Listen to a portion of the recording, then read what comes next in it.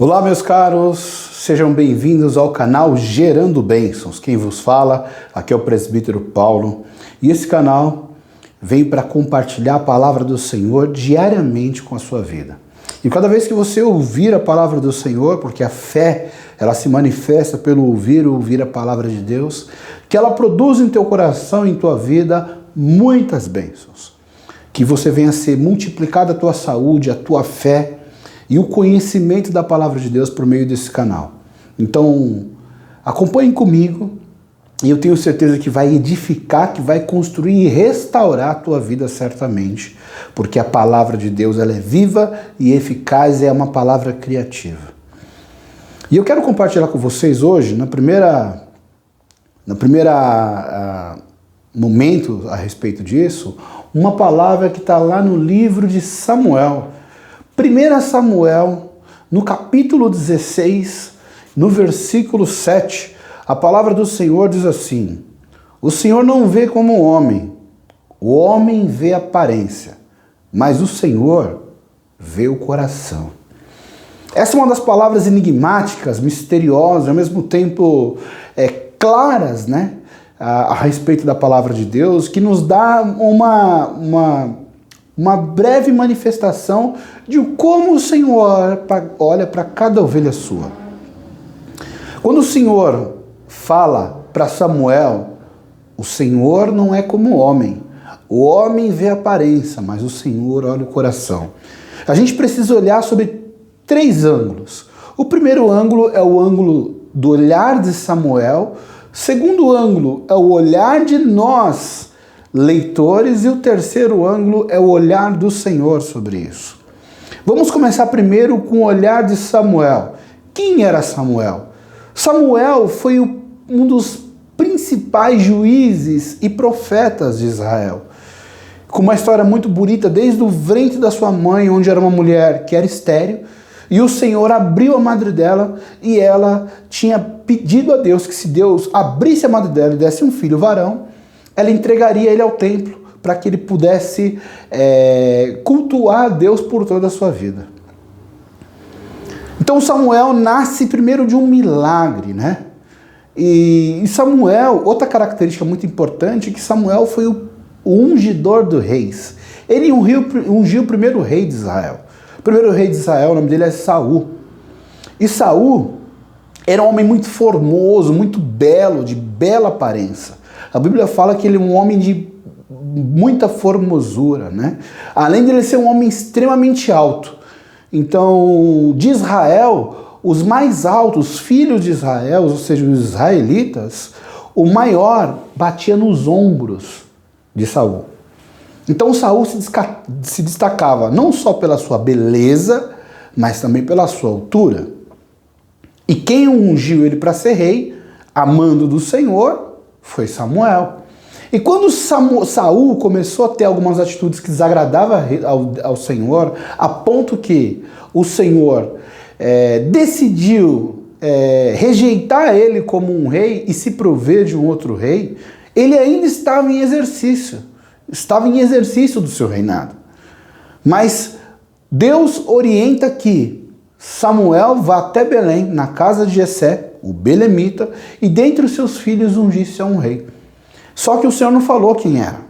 Falou: vai lá, enche o chifre de azeite, porque eu vou te mostrar quem é.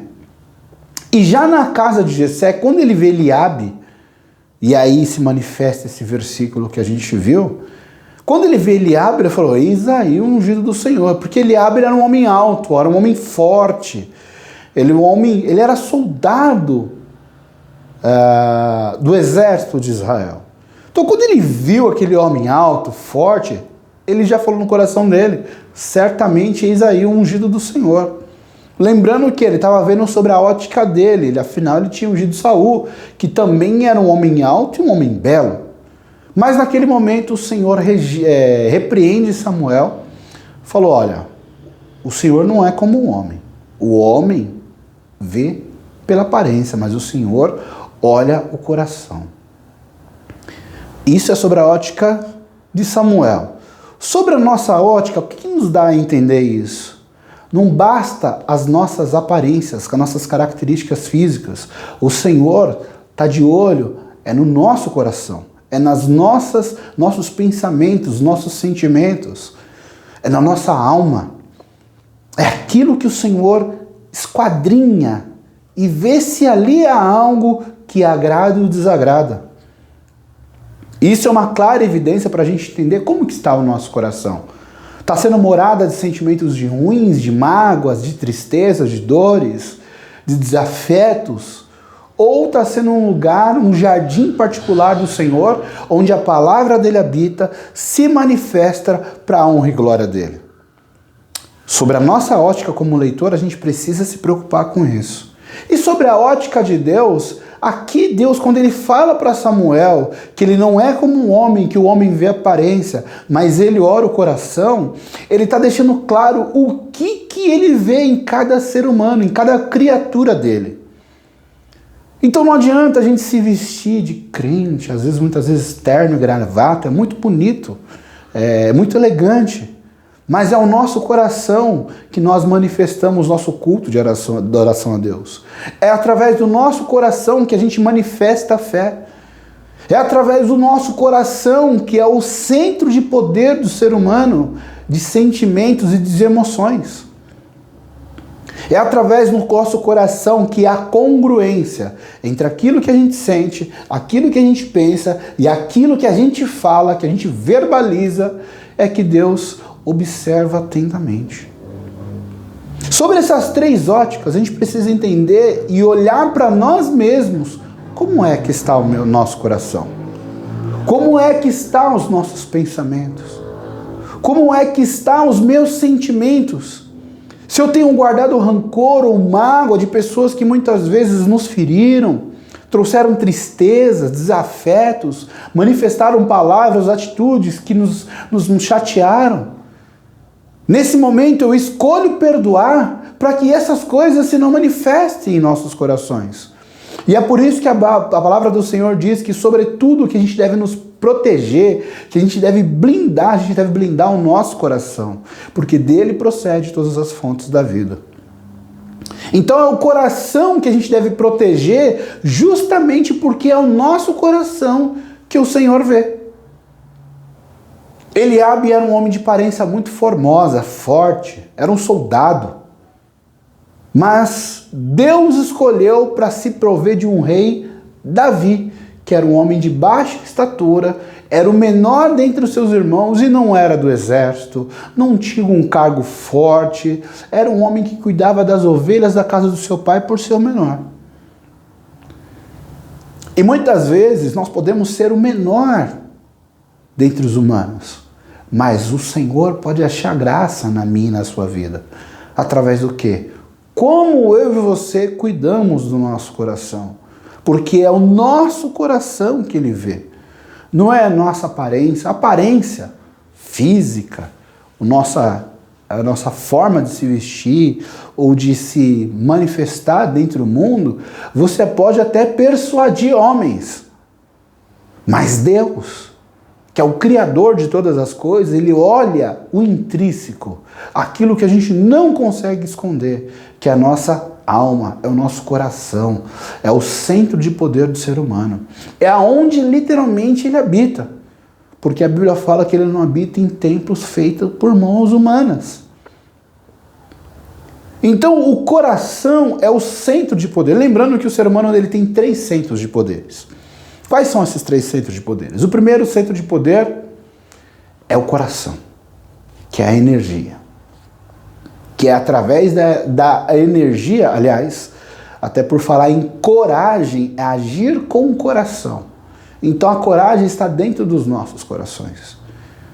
Então o coração é o nosso centro de energia. O coração é uma conexão, é uma simbiose entre os nossos pensamentos, o que nós sentimos e também o que nós verbalizamos. Outro centro de poder é o nosso corpo físico.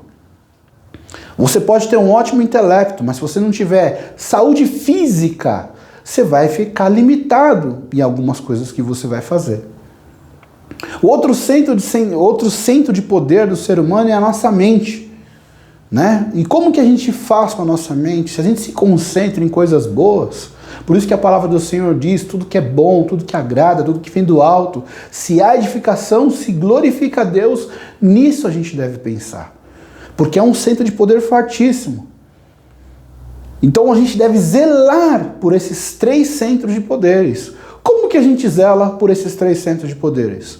O coração, aquilo que nós sentimos para o outro e para nós mesmos. Se você é uma pessoa que sente raiva, que sente ódio do seu próximo, provavelmente você vai sentir isso em relação a você mesmo. E isso vai canalizar um ambiente, um local de coisas ruins. Existem doenças psicossomáticas que são atraídas por meio de sentimentos, de mágoas, de pensamentos negativos. Então a gente deve zelar, e por isso que a Bíblia fala que sobre tudo que a gente deve guardar, a gente deve guardar o nosso coração, porque dele procede todas as fontes da vida, todas as decisões da vida. Como que a gente cuida do nosso centro de poder, o nosso corpo? Através da nossa alimentação, exercícios físicos, cuidando da nossa saúde diariamente, para que nós possamos ter força física para se levantar e fazer o que é necessário. E a nossa mente, a gente tem que vigiar aquilo que nós ouvimos. Música, aquilo que nós assistimos nos canais de televisão, filmes, o que nós lemos. A gente deve se concentrar em coisas que edificam. E a gente deve cuidar, porque é nossa responsabilidade. É por isso que a Bíblia diz que sobre tudo que nós devemos guardar, a gente deve guardar o nosso coração.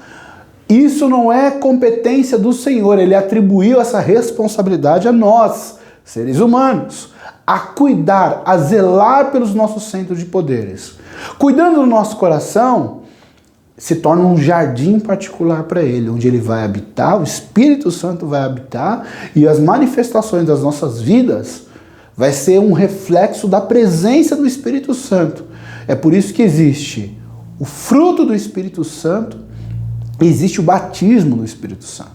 São 2 coisas distintas. O batismo do Espírito Santo traz algumas coisas, acarreta algumas coisas. E a presença do Espírito Santo em nossas vidas, em nosso coração, os frutos, traz outras bênçãos. As pessoas muitas vezes confundem os frutos com os dons do Espírito Santo, né? São coisas completamente distintas. Mas é importante a gente entender isso e cuidar literalmente do nosso coração. O exercício que fica para hoje nessa palavra é: vigia constantemente sobre qualquer coisa, o teu coração, aquilo que você tem sentido. Vigia o teu coração, porque ele é a morada da casa de Deus. Nós somos a igreja do Senhor. O Espírito Santo habita em nós, em nosso coração. Então, quando a gente cuida, a gente zela para que a casa do Senhor esteja limpa, esteja adequada para que o Espírito Santo more, coisas boas acontecem na minha e na sua vida.